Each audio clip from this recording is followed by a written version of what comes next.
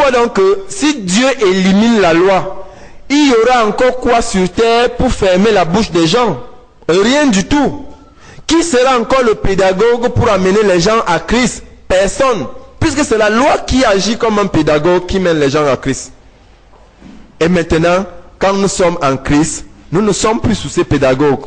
Je ne dois pas juger le frère en disant que vraiment, si tu voles, tu iras dans le lac de feu. Malgré les textes de Paul, de Jacques et de tous ces apôtres. Et ça, c'est un autre problème. C'est pour ça que hier, on a introduit le problème d'autorité. Qui a reçu la loi? Est-ce que l'apôtre Paul a l'autorité d'écrire ce qui amènera les gens en enfer? Il n'a aucune autorité. Tout ce qu'il peut écrire, c'est ce que Moïse a écrit. C'est Moïse qui a l'autorité d'écrire les choses qui amèneront les gens en enfer. C'est très important. C'est Moïse qui a reçu cette autorité. Et Jésus, lui, il dit, voilà le chemin du ciel. Voilà le chemin du ciel. Jésus dit toujours, si tu me refuses, tu iras en enfer. Ah oui, Jésus ne fait pas ce que Moïse devait faire. Et même quand Jésus dit dans Matthieu 5, 22, si tu dis à ton frère insensé, tu mérites le feu de la géhenne, Jésus n'est pas en train de vouloir dire que pour que tu ailles au ciel, il faut que tu ne dises jamais insensé à ton frère. Donc nous devons très bien comprendre Jésus. Il est simplement en train de montrer la gravité de l'état des pécheurs, des êtres humains, pour qu'ils comprennent qu'ils ne peuvent jamais aller au ciel par leurs propres moyens. Donc il faut qu'ils croient en lui. Jésus ne donne jamais l'impression aux gens qui peuvent arrêter de commettre la transgression. Jamais. Sinon, il ne dirait pas à Pierre de pardonner à son frère une infinité de fois. Jésus et Moïse ont deux rôles différents. Pendant que Moïse te montre les commandements, les faire et ne pas faire, on a vu dans Galates 3. C'était Galates 3 quoi? Qui a retenu? 3:12. Voilà, merci beaucoup. Galates 3:12. Galates 3:12 montre en fait que la loi, c'est un ensemble de choses à mettre en pratique pour avoir la vie. Mais Christ, lui, n'a pas reçu la loi. Ce n'est pas Christ qui amène la loi dans le monde, c'est Moïse. Donc Christ a son rôle. Nous devons comprendre que Jésus n'est pas venu pour condamner le monde, mais pour que le monde soit sauvé par lui.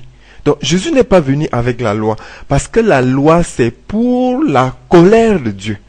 La loi c'est pour la colère de Dieu. La Bible dit dans Romains chapitre 4 verset 15, parce que la loi produit la colère.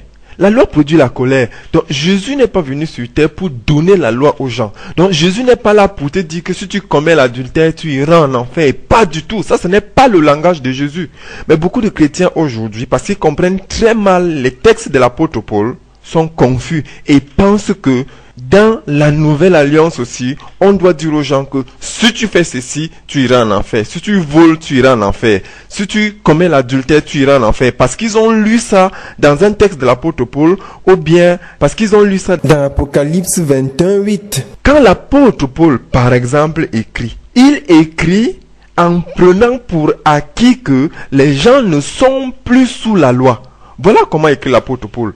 L'apôtre Paul écrit en prenant pour acquis que les gens à qui il parle connaissent la loi et qu'ils ne sont plus sous la loi. Alors, quand il parle de la condamnation de la loi, il sait que ces gens à qui il parle de la condamnation de la loi ne se sentent pas concernés par cette condamnation de la loi. Regardons un exemple clair dans Romains chapitre 7, verset 1.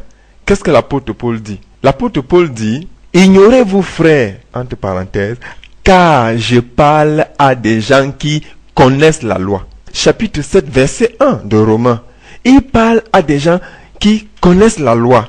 Donc, si toi, tu lis les textes de l'apôtre Paul sans connaître la loi, attention, tu risques de ne jamais le comprendre.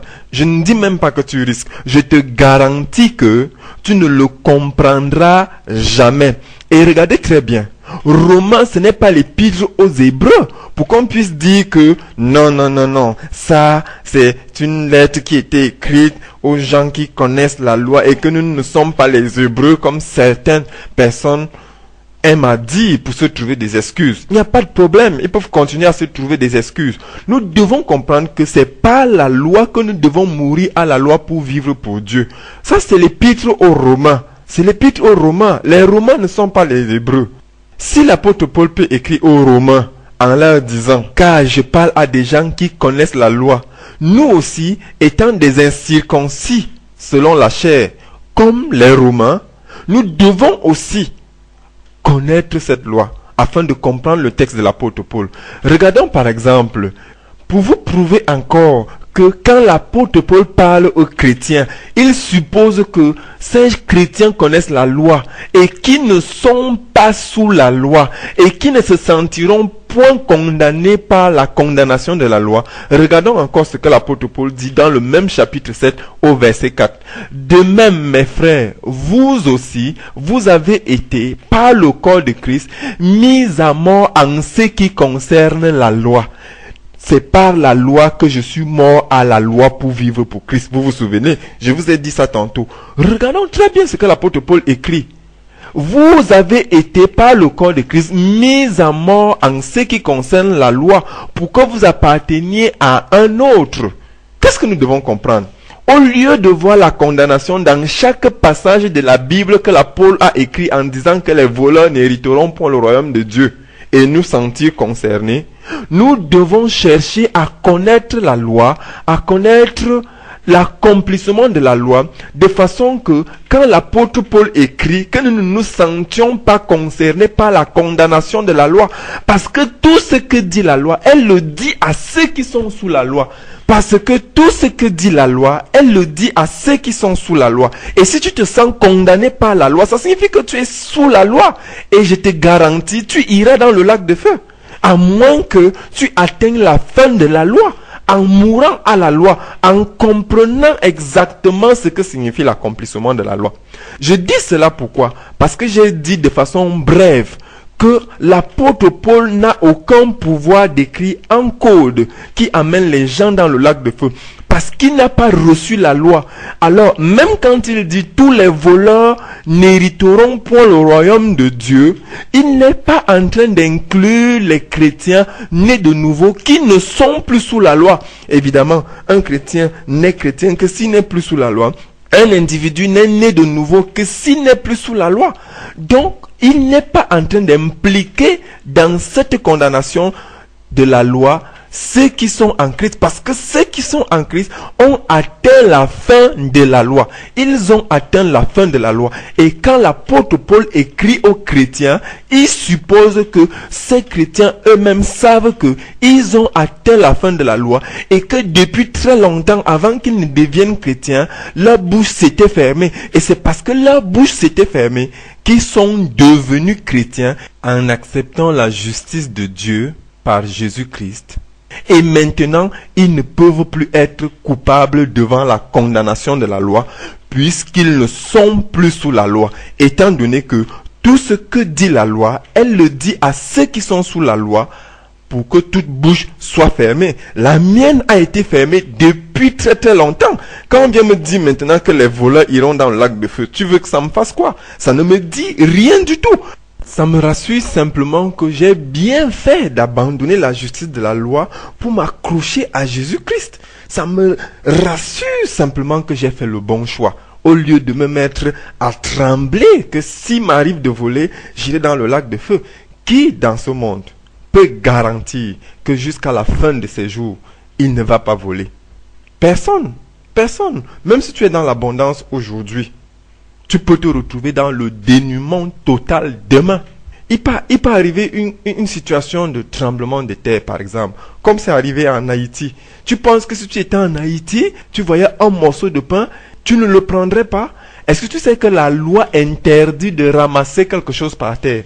La loi de Dieu dit que si tu trouves par terre ce qui ne t'appartient pas, évidemment, puisque ce n'est pas toi qui as déposé par terre, ça signifie que ce n'est pas pour toi. La loi t'oblige d'aller donner ça au propriétaire, de garder ça. Pour ceux qui veulent donc appliquer la loi dit que si tu trouves quelque chose par terre, tu dois garder ça jusqu'à ce que le propriétaire de cette chose vienne la récupérer. Alors, qui peut garantir que jusqu'à la fin de ses jours, il ne va pas voler?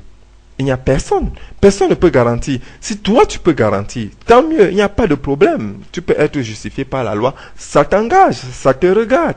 Mais nous devons comprendre une chose, que même si c'est par malchance, s'il faut utiliser ces mots, même si c'est par contrainte de tremblement de terre que je suis parti ramasser ce qui ne m'appartient pas, ça ne constitue pas une excuse devant Dieu. Je suis un voleur, point barre. Un jour, j'étais en train de discuter avec une jeune femme. Je lui ai dit, d'accord, tu penses que tu peux faire 10 jours sans manger. Même si tu vois quelque chose qui ne t'appartient pas, tu ne voleras pas. D'accord. Oui. Je suis d'accord. Je suppose que je suis d'accord avec toi. Bien, maintenant, si tu as 2 enfants à nourrir, si tu as un enfant à nourrir, ne prenons même pas 2. Si tu as ton bébé qui a 3 mois et que il y a une situation très très difficile et que tu te retrouves devant un bol de lait, tu ne vas pas le prendre pour toi-même. Je l'admets. Mais est-ce que tu ne le prendras pas pour ton bébé qui n'a que 3 mois et qui est en train de crier à tes oreilles? Est-ce que tu ne le feras pas? La jeune fille, au moins à ce niveau, a été honnête. Elle a admis que elle prendra ce bol de lait pour le donner à son bébé. Je veux dire, elle volera ce bol de lait pour le donner à son bébé. Et je vous garantis, ce n'est pas une excuse devant Dieu. Si tu penses que tu es meilleur que toute la terre et que rien de ce genre ne pourra jamais t'arriver, pouvant te contraindre à faire quelque chose de bizarre, ok, ça va, ça t'engage. Tu es libre. Dieu même t'a laissé libre d'imaginer tout ce que tu veux. Moi aussi, je suis obligé de le faire, de te laisser libre. Quant à moi, je sais que je ne pourrai jamais remplir les exigences de Dieu selon la loi. C'est pour cela que, sachant que je suis un voleur, un adultère, un menteur, un bandit, un machin, je sais que je suis comme ça jusqu'à la fin de mes jours. Alors j'ai dit, oh Seigneur, si tu attends que je sois qualifié pour aller au ciel, je n'irai jamais. Je viens me cacher derrière la miséricorde de ton Fils, derrière la grâce de ton Fils, derrière la pitié de ton Fils, qui m'admettra au ciel parce qu'il est venu sur terre et il a porté tous mes péchés quand il a été baptisé. Conclusion, je n'ai plus de péché et il est allé à la croix, il a subi la condamnation en versant son sang. Conclusion, je ne peux plus être condamné. Voilà donc la raison pour laquelle j'irai au ciel. Ce n'est pas parce que je me comporte bien, pas du tout. Bon, je crois qu'on va encore détailler pendant le message d'aujourd'hui. Vous voyez, la réponse à cette question nous a amené à plusieurs endroits et je pense que pendant qu'on a parcouru ces endroits-là, certaines questions ont été répondues. Donc, s'il y a une autre question dans la salle, on y va. Si tu as une question, tu viens devant, tu viens parler au micro. Quelqu'un d'autre a une question? Bon, en fait, si tu as une question, elle devait couler de source directement, donc il n'y a pas de problème. On va continuer. En fait, au bout de la conférence, ceux qui seront là demain, vous allez voir, vraiment, vous serez totalement différents dans la compréhension des textes bibliques. Ce n'est pas une fausse promesse, vous allez voir vous-même. Ok. Qu'est-ce que nous allons voir aujourd'hui? Même si vous n'avez pas encore une compréhension parfaite de ces choses, ce que vous avez retenu vous sera utile. Ça, c'est une garantie. On va voir aujourd'hui ce qu'on appelle l'accomplissement de la loi. Le Seigneur Jésus dit, je ne suis pas venu abolir la loi, mais je suis venu l'accomplir. Qu'est-ce que cela signifie? Et on a posé la question hier. Le Seigneur Jésus dit qu'il n'est pas venu abolir, mais l'apôtre Paul dit qu'il est la fin de la loi. Quelle est la différence entre ne pas abolir la loi et être la fin de la loi? Est-ce qu'il n'y a pas une confusion entre les deux? On doit voir ça de façon claire et nette aujourd'hui. Et ça va certainement modifier une fois pour toutes votre façon de comprendre les Saintes Écritures. Gloire à Dieu. Ok. La première chose, c'est quoi? Nous venons de voir dans Romains, chapitre 3, verset 21, quelque chose de très important pour le chrétien. Au verset 19, on a vu que tout ce que dit la loi, elle le dit à ceux qui sont sous la loi, afin que toute bouche soit fermée. Donc le but de la loi, en fait, c'est de permettre aux gens de connaître le péché, afin que leur bouche se ferme devant Dieu, et qu'on se reconnaisse coupable. Mais maintenant, le salut vient quand? Le salut vient en dehors de la loi. Et maintenant, sans la loi, est manifestée la justice à laquelle rendent témoignage la loi et les prophètes. Voilà quelque chose de très important, frère. La justice de Dieu, qu'est-ce qui rend témoignage de ça? C'est la loi et les prophètes. Commençons à voir comment la loi et les prophètes rendent témoignage. et comment Jésus accomplit dans la loi. Bien. On va aller dans Ésaïe chapitre 7 verset 14. Vous allez voir une prophétie. Ésaïe chapitre 7 verset 14. Si quelqu'un a trouvé, qu'il lise. Je disais que je ne prétends pas vous donner toutes les prophéties, mais voilà juste une prophétie. À partir de celle-là, vous allez comprendre toutes les autres. Ésaïe chapitre 7 verset 14. Parole du Seigneur. C'est pourquoi le Seigneur lui-même vous donnera un signe. Voici que la jeune fille est enceinte. Elle enfantera un fils et lui donnera le nom d'Emmanuel. Gloire à Dieu. Gloire à Dieu. Dans certaines versions de Bible, je crois qu'on dit que la Vierge enfantera. En fait, en Israël, on supposait que toutes les jeunes filles sont vierges. C'est comme ça. C'est pour ça que certaines versions disent la jeune fille, d'autres disent la Vierge. Voilà d'abord une première prophétie. La Vierge enfantera. C'est-à-dire que les prophètes annoncent quelque chose. Cela arrive avec la naissance de Jésus-Christ. Justice de Dieu à laquelle rendent témoignage la loi et les prophètes. N'oubliez pas ce qu'on a lu dans Romains chapitre 3 verset 21. On va relire. Parce qu'il faut que ça soit frais dans notre tête et on va voir comment c'est en train d'arriver. Romains chapitre 3 verset 21. Mais maintenant, sans la loi, est manifestée la justice de Dieu à laquelle rendent témoignage la loi et les prophètes. Comment est-ce que les prophètes et la loi rendent témoignage? Les prophètes annoncent que Jésus va naître d'une vierge. D'accord? C'est arrivé.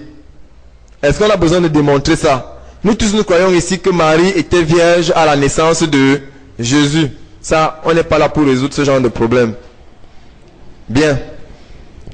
Nous tous nous savons que les prophètes ont annoncé qu'il devait naître à Bethléem, tout ça. Nous tous nous connaissons tout ça. On n'a pas besoin d'avoir ces... On va maintenant aller sur ce que peut-être nous connaissons, mais sans en être conscient. Sans savoir qu'en fait, ces choses-là, c'est l'accomplissement de la loi et des prophètes. Très bien. On vient de voir 2 prophéties qui sont accomplies. Il y en a plusieurs. Ne perdez pas de vue le fait qu'on est en train de voir comment est-ce que Jésus accomplit la loi. Qu'est-ce que la loi exige? La loi exige que quand un enfant mâle naît, il doit être circoncis le 8e jour. Ça, c'est une exigence de la loi. D'accord?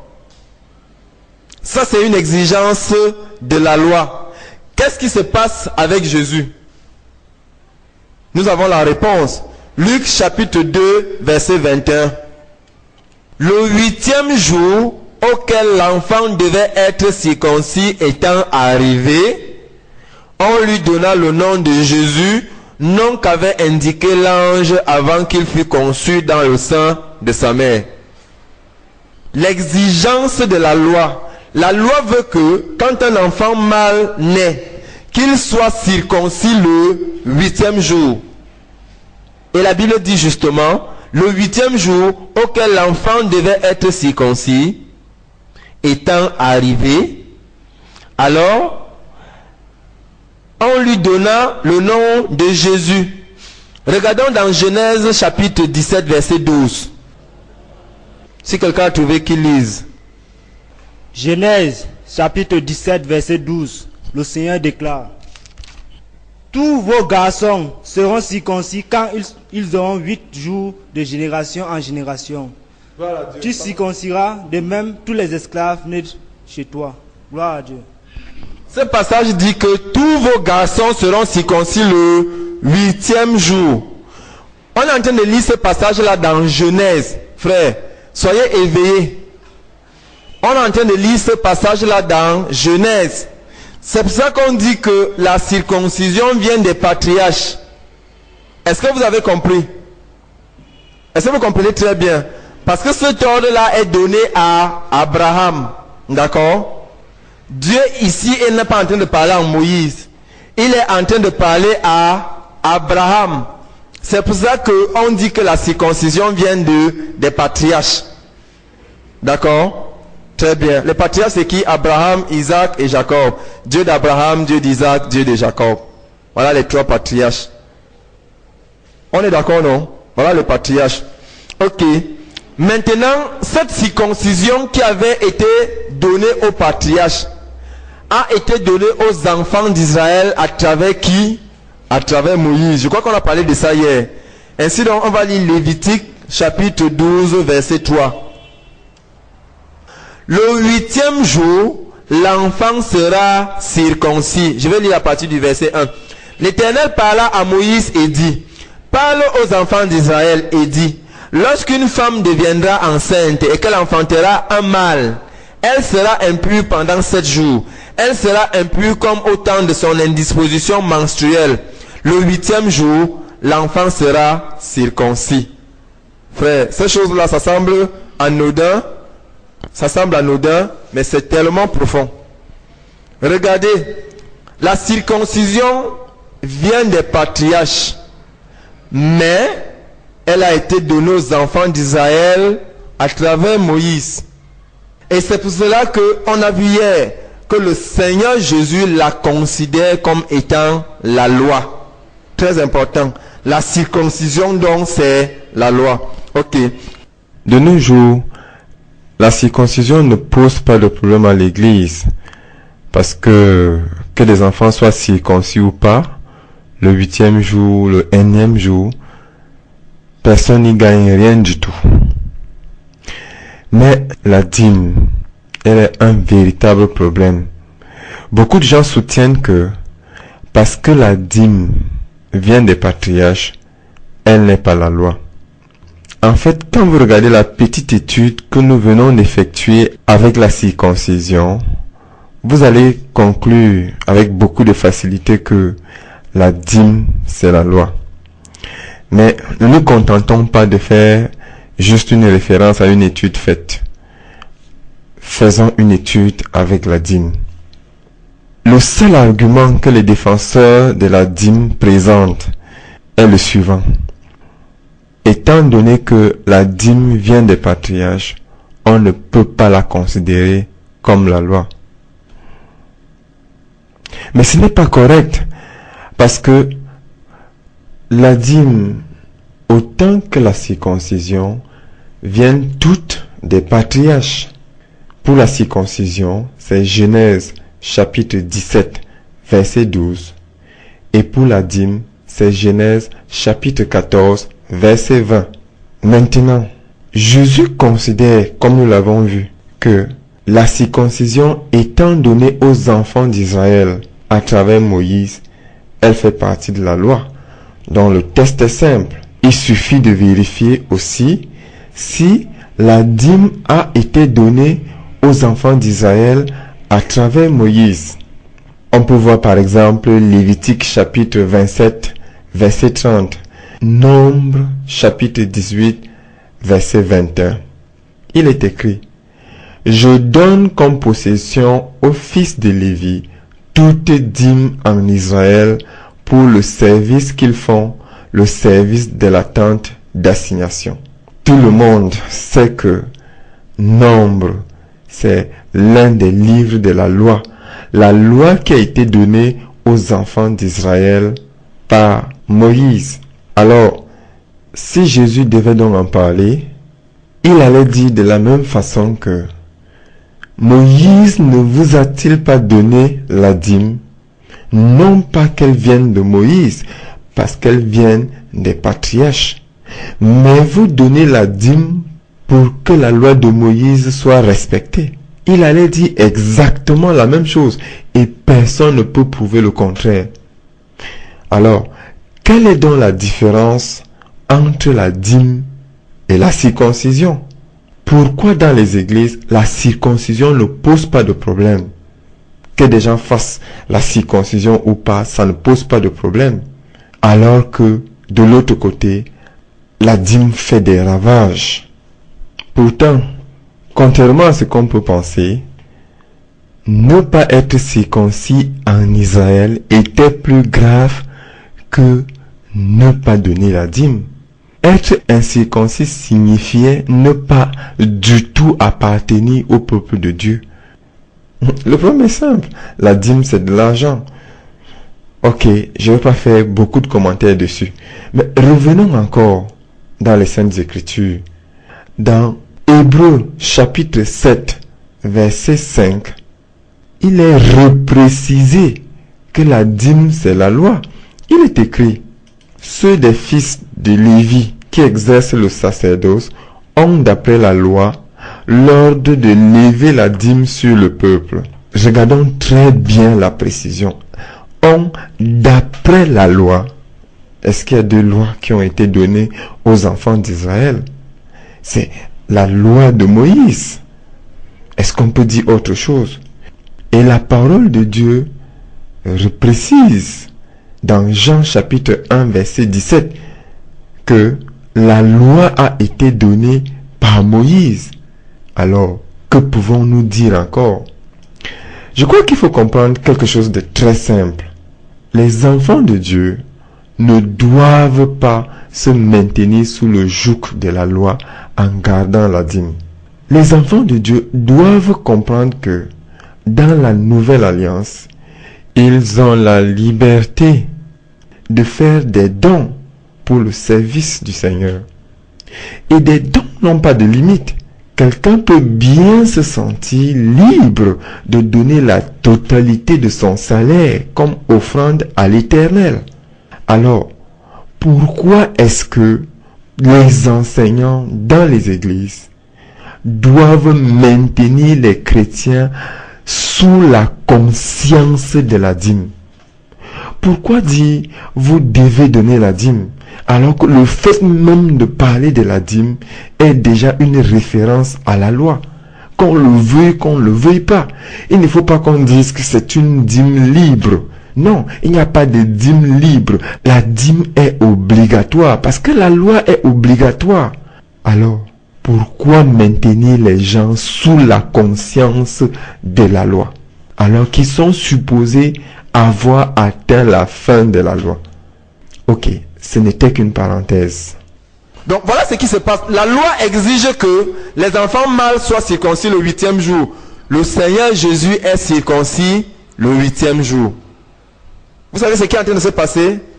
Il est en train d'accomplir la loi. Ce n'est pas d'une autre façon, hein. Voici ce qui se passe avec la loi pour introduire quelque chose de simple, mais qu'on ne perçoit pas toujours. Quand la loi est devant toi, il y a deux choses. Soit tu désobéis, soit tu accomplis. Voilà. Il n'y a pas un troisième camp. Soit tu désobéis, soit tu accomplis. Soit tu transgresses, soit tu accomplis. Est-ce que vous comprenez, frère? Et accomplir la loi est trop profond. Accomplir la loi signifie respecter entièrement, sans jamais faillir, tous les articles de la loi. Et nous savons et nous avons vu hier que la transgression de la loi, c'est ça qu'on appelle le péché. Et vous savez très bien, je crois que c'est dans 1 Pierre, on dit que le Seigneur Jésus a vécu sans péché. Est-ce que vous comprenez déjà? Le simple fait qu'on dise que le Seigneur Jésus a vécu sans péché, le péché étant la transgression de la loi, signifie donc que le Seigneur Jésus n'avait jamais transgressé la loi. Et s'il n'avait jamais transgressé la loi, il a donc accompli la loi. C'est vraiment aussi simple, frère. Il n'y a pas une autre signification qui est cachée. Et nous sommes en train de dérouler petit à petit comment le Seigneur respecte la loi, comment le Seigneur accomplit la loi. Et vous allez voir, le Seigneur Jésus, pour nous sauver, accomplit spécialement une loi particulière. C'est la loi de l'expiation. C'est ça qui concerne notre salut. Le Seigneur Jésus aurait fait tout le reste. Il aurait été circoncis le 8e jour. Il aurait fait toutes les choses que nous allons voir tout à l'heure pour ne pas anticiper. S'il avait fait tout ça et il n'avait pas accompli, et s'il n'aurait pas accompli la loi de l'expiation, il n'aurait pas accompli la loi, parce qu'il n'y a pas de loi, et nous ne serons pas sauvés. Il faut très bien savoir que notre salut, en réalité, le salut du chrétien, c'est l'accomplissement d'une loi spécifique. C'est pour ça que je vous ai dit hier, frère, si vous comprenez que tout tourne autour de l'accomplissement de la loi, personne ne pourra vous rouler. Je garantis que personne, et la parole de Dieu garantit. Ça signifie que vous maîtrisez l'architecture même du salut. Comment est-ce qu'on va venir vous tromper? C'est pas possible. Ce n'est pas possible. Même moi, je ne pourrais plus vous... Écoutez très bien, dans notre site, j'avais dit à mon pasteur que même toi-même, tu ne peux plus m'enlever de la foi. Ah, il ne s'est pas fâché. Il a dit que toi-même là, tu es là, hein. Viens me prêcher un autre évangile, je ne veux plus jamais accepter ça. Jamais. Je lui ai dit ça. Et je n'ai pas dit devant lui seul, j'ai dit devant tout le monde. J'ai même publié ça. Tout le monde a lu. Il ne s'est même pas fâché, il n'a même pas écrit pour me dire que ce que tu dis là, c'est quoi. Frère, j'ai pris un exemple hier qui peut-être vous a surpris, bien qui vous a amusé, ou bien qui vous a intéressé, je ne sais pas. Prends un petit enfant à qui sa maîtresse a montré que 2 plus 2 égale 4. Essaye de lui enlever ça. Essaye, tu vas voir ce qui va se passer. C'est pas possible. Non, non, non, prenez vos petits enfants, vos petits neveux, vos petites filles à la maison, à qui on a déjà enseigné que un bâtonnet plus un bâtonnet égale 2 bâtonnets. Maintenant, 2 bâtonnets, ils comptent bien. 2 bâtonnets. Et 2 bâtonnets encore. Ils comptent bien 1, 2, 3, 4 bâtonnets. Et tu lui enlèves ça, non, tu ne peux pas. C'est comme ça la foi chrétienne en fait. C'est exactement comme ça, frère. Elle est vérifiable. Elle est vérifiable. De manière que personne ne peut venir changer ça de ta tête. Vous savez ce que l'apôtre Paul a dit? Si nous-mêmes, ou bien un ange vient vous prêcher un autre évangile que ce que nous avons prêché, qu'il soit anathème. Vous croyez que cet évangile-là c'est imaginaire? C'est quelque chose de vérifiable. Et nous avons vu hier dans Romains chapitre 3 verset 31 que en fait la foi est la confirmation de la loi. On a vu ça, ceux qui étaient là se souviennent très bien. Anéantissons-nous donc la loi par la foi? Loin de là. Au contraire, nous confirmons la loi. Nous confirmons la loi. Et je vous ai dit que chaque chose que vous croyez, vous devez savoir ce que cette chose que vous croyez confirme dans la loi. Et ainsi, votre foi a une charpente qui la soutient. Votre foi a une charpente qui la soutient. Parce que en fait, notre foi, elle vient de la loi. Parce que la loi et les prophètes ont annoncé l'arrivée de la foi, frère. La loi et les prophètes ont annoncé l'arrivée de la foi. De manière que quand la foi arrive, tu peux te rendre compte que voici ce que les prophètes et la loi ont annoncé. Tu peux te rendre compte. Quand on va te montrer autre chose que les prophètes et la loi n'ont pas annoncé, tu vas dire que non. Ça, ce n'est pas la foi. La foi est vérifiable. Elle est mesurable à travers l'accomplissement de la loi. Gloire à Dieu. Donc, on commence donc à voir comment le Seigneur Jésus déroule l'accomplissement de la loi. Comment il accomplit la loi. Il est circoncis le 8e jour. Il est d'abord né d'une vierge. Parce que s'il n'était pas né d'une vierge, tout serait faux. Même un détail qui manque, tout est faux. Il est né d'une vierge. Il est circoncis le 8e jour. Très bien, ça ne s'arrête pas là. Dès qu'il est circoncis le 8e jour, ses parents suivent le rite de la purification du sang. Qu'est-ce que la loi dit? On était dans Lévitique. Je suis dans Lévitique chapitre 12. Lévitique chapitre 12. Lévitique chapitre 12 continue en disant, verset 3, le 8e jour, l'enfant sera circoncis. Elle restera encore 33 jours à se purifier de son sang. Elle ne touchera aucune chose sainte et elle n'ira point au sanctuaire jusqu'à ce que les jours de sa purification soient accomplis. Voilà ce qui se passe quand une femme a enfanté d'un garçon. Vous savez ce qui s'est passé dans Luc chapitre 2 verset 22? Allons-y.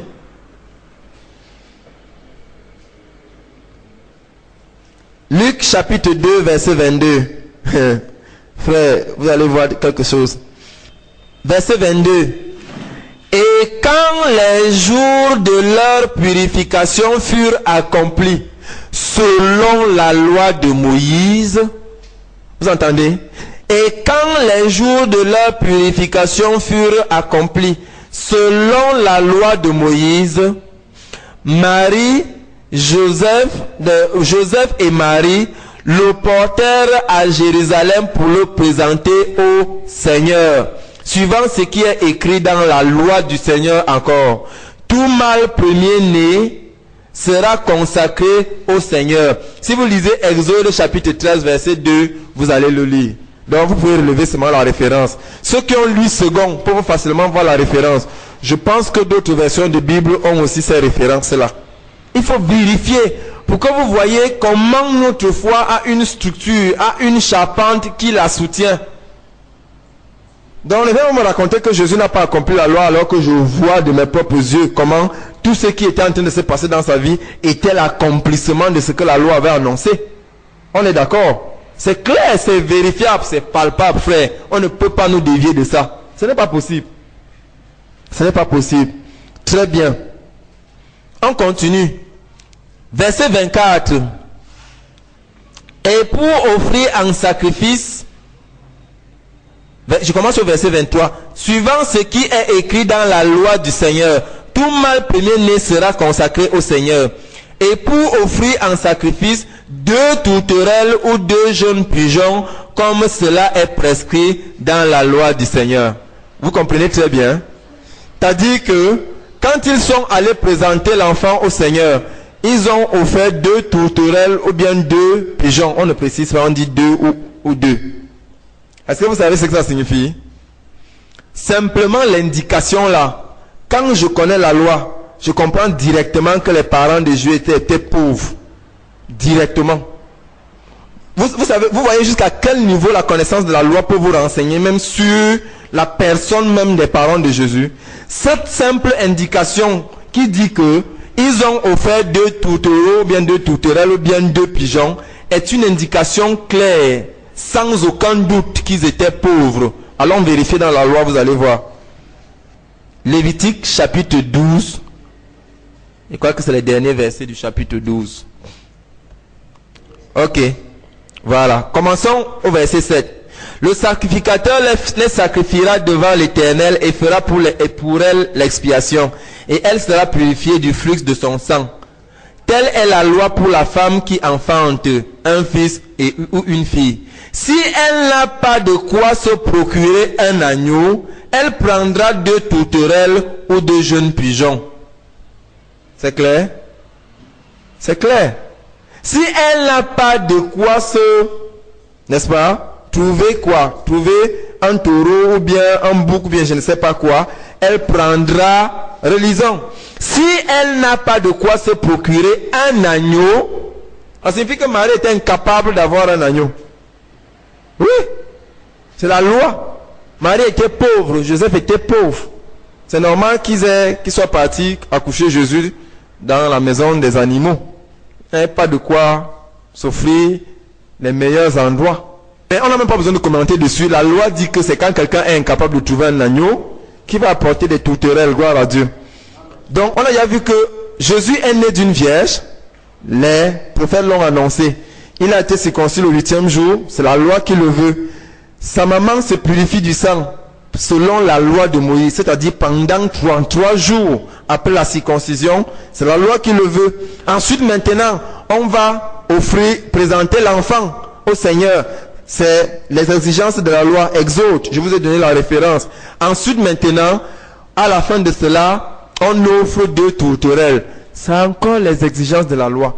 Voilà le Seigneur en train d'accomplir la loi. Mais ce n'est pas fini, frère. Nous savons très bien que quand Jésus avait 12 ans, d'accord, il allait aux fêtes à Jérusalem. Qu'est-ce qui exige que Jésus aille aux fêtes à Jérusalem? C'est encore la loi. C'est les fêtes du Seigneur. Les Juifs avaient les fêtes auxquelles ils devaient assister, qu'ils veuillent ou qu'ils ne veuillent pas. Si tu n'assistais pas à ces fêtes, tu transgressais la loi. Et pour ne pas transgresser la loi, parce qu'il était là, non pas pour annuler, non pas pour abolir, mais pour accomplir, il fallait qu'il aille aux fêtes à Jérusalem. On va lire dans Luc, pour que vous compreniez qu'il n'est pas seulement allé quand il avait 12 ans. Il faut comprendre ça, c'est très important de comprendre qu'il n'est pas seulement allé quand il avait 12 ans. Il allait chaque année. Si quelqu'un a la référence, il peut nous aider. Je pense que c'est dans Luc 2. Voilà, merci beaucoup frère. À partir du verset 41. Les parents de Jésus allaient chaque année. Ça c'est intéressant. Ça c'est intéressant. Les parents de Jésus allaient chaque année à Jérusalem à la fête de Pâques. Ils allaient chaque année à Jérusalem à la fête de Pâques. Lorsqu'il fut âgé de 12 ans, ils y montèrent selon la coutume de la fête. Puis, quand les jours furent écoulés, et vous connaissez l'incident, on n'a pas besoin de lire tout ça, ce n'est pas ce qui est important pour nous. Nous connaissons ça, qu'il était resté au temple, il discutait avec les gens. Mais je veux vous dire que ce n'est pas seulement à la fête de Pâques que Jésus allait. Regardons, je vais vous donner la liste des fêtes juives. Lévitique chapitre 23, du verset 2 au verset 6. Lévitique chapitre 23, à partir du verset 2. L'Éternel parla à Moïse et dit, parle aux enfants d'Israël et tu leur diras, les fêtes de l'Éternel que vous publierez seront de saintes convocations. Voici quelles sont mes fêtes. On travaillera 6 jours, mais le 7e jour est le sabbat, le jour du repos. Il y aura une sainte convocation. Vous ne ferez aucun ouvrage. C'est le sabbat de l'Éternel dans toutes vos demeures. Voici les fêtes de l'Éternel, les saintes convocations que vous publierez à leur temps fixé. Le premier mois, le 14e jour du mois, entre les 2 soirs, ce sera la Pâque de l'Éternel. Le 15e jour de ce mois, ce sera la fête des pains sans levain, le sabbat, la Pâque de l'Éternel, la fête des pains sans levain, en l'honneur de l'Éternel. Je continue le verset. Vous mangerez pendant 7 jours des pains sans levain. Le premier jour, vous aurez une sainte convocation, vous ne ferez aucune œuvre servile. Vous offrirez à l'Éternel pendant 7 jours des sacrifices consumés par le feu. Le 7e jour, il y aura une sainte convocation, vous ne ferez aucune œuvre servile. L'Éternel parla à Moïse et dit, parle aux enfants d'Israël, tu leur diras, quand vous serez entrés dans il agitera ainsi de suite. Donc si vous lisez, vous allez voir exactement la fête des pains sans levain, le sabbat, la fête de Pâques, ainsi de suite, ainsi de suite.